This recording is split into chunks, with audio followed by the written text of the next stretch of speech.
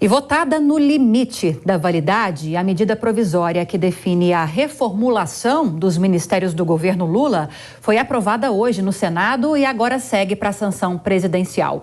A Luciana Verdolim tem mais informações. Olha, a aprovação aqui no Senado da medida provisória da reestruturação dos ministérios não significa uma vitória total do governo, não.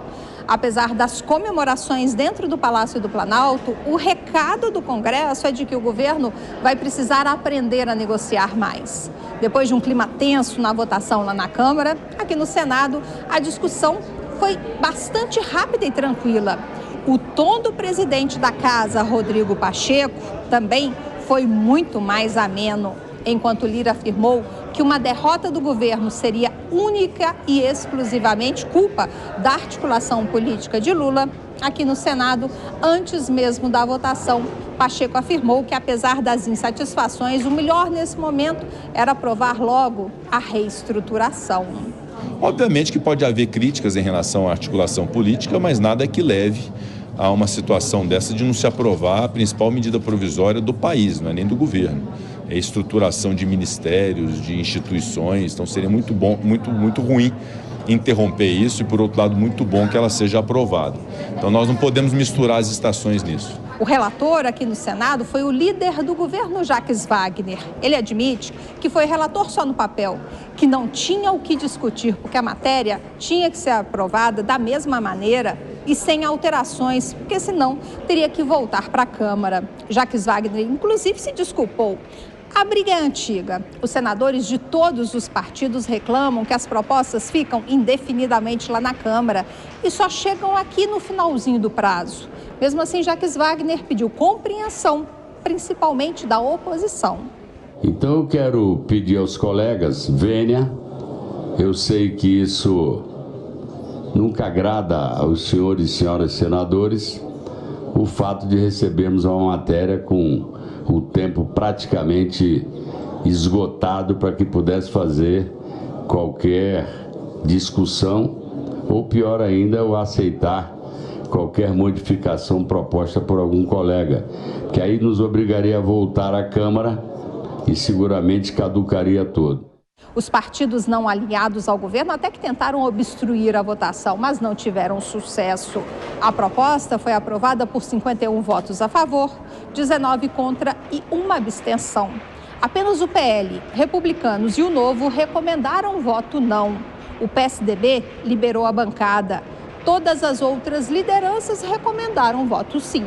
O próprio presidente do Senado afirmou que seria muito ruim se a medida provisória caducasse, ou seja, perdesse a validade. O senador Eduardo Girão, no entanto, reclamou do posicionamento do governo. Ele falou que está começando novamente aquela velha política do toma lá da cá. Para aprovar a medida provisória, o governo liberou às vésperas aqui da votação 1 bilhão e 700 milhões de reais em emendas. Inclusive, Girão acusou o Supremo Tribunal Federal de ter ajudado o Palácio do Planalto pressionando o presidente da Câmara, deputado Arthur Lira, agora no finalzinho do prazo. Isso não pode ser coincidência. Durante essas negociações, ou seja, o Lira estaria embarreirando o governo Lula e o STF, ao mesmo tempo, vai lá e embarreira o Lira. O que é que está acontecendo nessa nossa nação? O STF agora é a base do governo? Essa é a pergunta que está todo mundo se fazendo, porque logo depois dessa confusão toda é liberado 1 bi e 700 milhões de reais. E aí passa a MP, que aumenta de 23 para 37 ministérios. Com a aprovação da medida provisória, o governo garante a manutenção dos 37 ministérios e fica mantida essa reorganização definida pela medida provisória.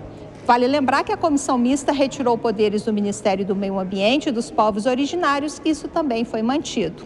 Aqui, no Senado Federal, foi aprovada também a medida provisória que trata do Bolsa Família e aquele projeto que garante pagamento de salários iguais para homens e mulheres. Agora, isso não significa que o Congresso, Câmara e Senado estejam satisfeitos com a articulação do Palácio do Planalto. Por isso, o recado foi muito claro de que é preciso melhorar essa conversa aqui com os parlamentares. E, inclusive, o presidente da Câmara, Arthur Lira, já avisou que se não tiver essa negociação, pautas polêmicas não vão mais entrar na pauta da Câmara.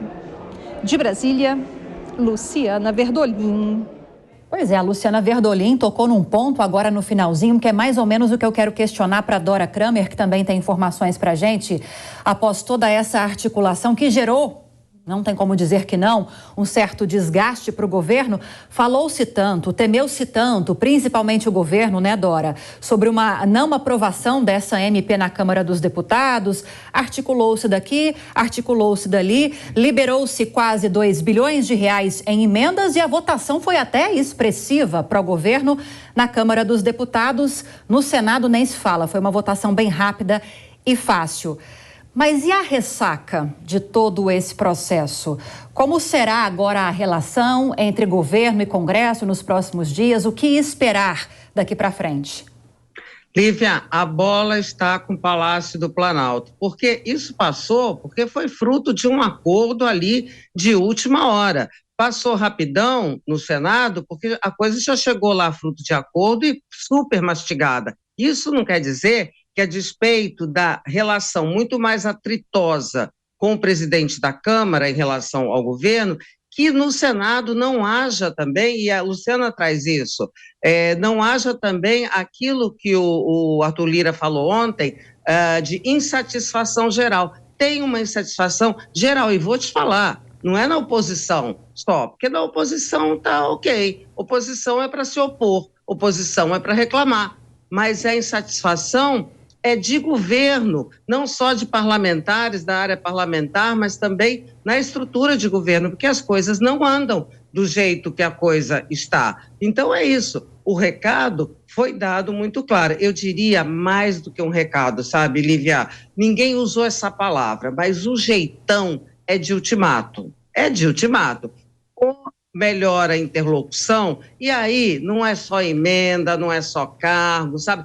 É interlocução, não é força, é jeito, porque na correlação de forças, hoje, o Congresso está ganhando. Se isso não for ajeitado, se isso não for melhorado, não é nem pauta polêmica que não vai ser posta em votação. Não entra nada que seja do interesse do governo na Câmara, porque o Senado é casa revisora, né? A força maior está na Câmara. Então, por isso que eu digo, a bola está com o Palácio do Planalto, com o presidente Lula, que hoje nas redes os aliados comemoravam, que vitória, imagina. Ah, mas o craque, sim, ok, o craque, mas para fazer um gol já quase na prorrogação, por que não fez lá, no tempo regulamentar? Por que não ajeitou as coisas? Por que deixou chegar a esse ponto, dessa coisa horrível, né? O líder, Jacques Wagner, teve que pedir desculpas aos senadores que fizeram ali papel de carimbadores, senadores da República, não puderam discutir, sabe? Então, é uma situação que cabe ao governo consertar, ou conserta, ou, como é que o dito não é esse? Ou vai para o conserto ou racha de vez. Agora, Nelson Kobayashi, quero ouvir sua opinião rapidinho também.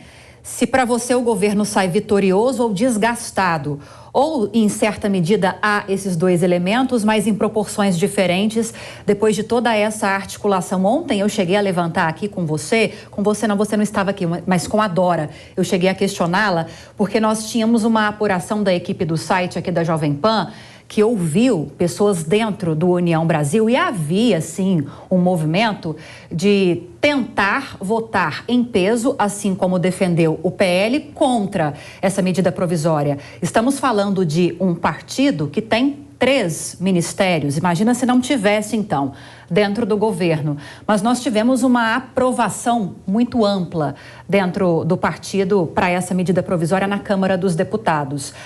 Para você, qual é o maior problema? É essa questão da articulação, da relação do governo, presidente Lula, ministros mais próximos de Lula com os parlamentares? É a dificuldade de liberação de emendas? É a dificuldade de distribuição de cargos? Qual é o maior problema do atual governo em relação a essa articulação, na sua opinião? Esse é o grande problema mesmo, relacionamento com o Congresso, né, Lívia? Mas eu queria voltar à pergunta inicial, se é uma vitória ou uma derrota. Se a gente enxergar isso com uma fotografia com zoom, em primeiro plano, enxergar só o fato de ter passado na Câmara e no Senado a MP, seria uma vitória. Mas se a gente ampliar um pouco mais a visão, enxergar de maneira panorâmica, não é uma vitória tão grande assim. Aliás, pode ser considerado uma derrota do ponto de vista do quanto custou isso ao governo, em emendas que foram disponibilizadas aos parlamentares e em negociações que se abrem agora para, inclusive, amparar novos integrantes do Congresso em ministérios, diante de uma possibilidade de dança das cadeiras nos ministérios. Agora eu entro na segunda pergunta. Qual é o problema? A articulação, e o ministro Padilha é um dos grandes responsáveis por isso, inclusive com a opinião de pessoas importantes do PT. Ele está na corda bamba, pode ser um dos ministros a cair agora nas próximas semanas.